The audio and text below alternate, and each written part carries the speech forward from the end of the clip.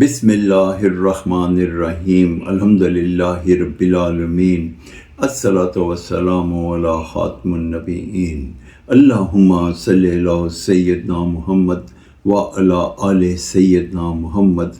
السلام علیکم ورحمۃ اللہ وبرکاتہ میرے ناظرین و سامعین۔ میری آج کی حدیث سنن ابن ماجہ 1601 نمبر۔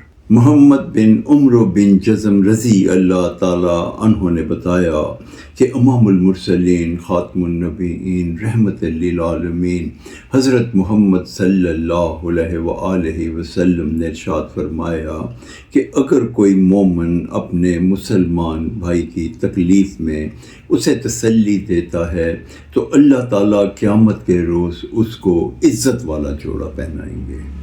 یہ حدیث تعزیت کے فضائل کو بیان کرتی ہے۔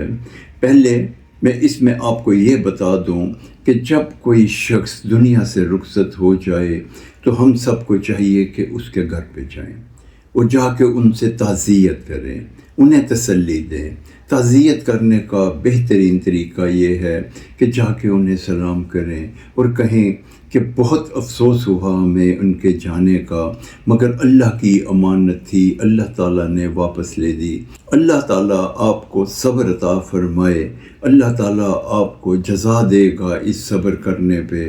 اللہ تعالیٰ ہم پہ ان مرحوم کو جنت الفردوس میں اعلیٰ عرفہ مقام عطا فرمائے۔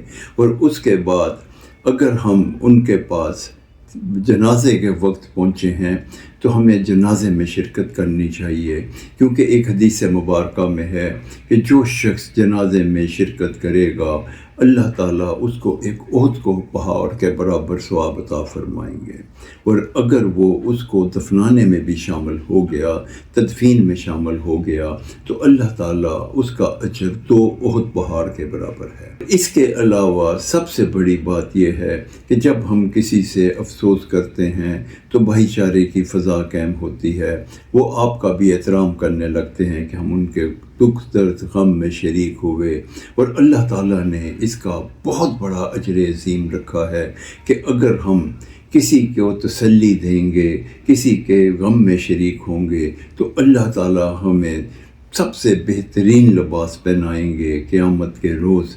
اسی میں ہماری فلاح ہے اور اسی میں ہماری بھلائی ہے۔ جب بھی کبھی کوئی شخص تکلیف میں ہو تو ہمیں اس کو ضرور تسلی دینی چاہیے۔ السلام علیکم ورحمۃ اللہ وبرکاتہ۔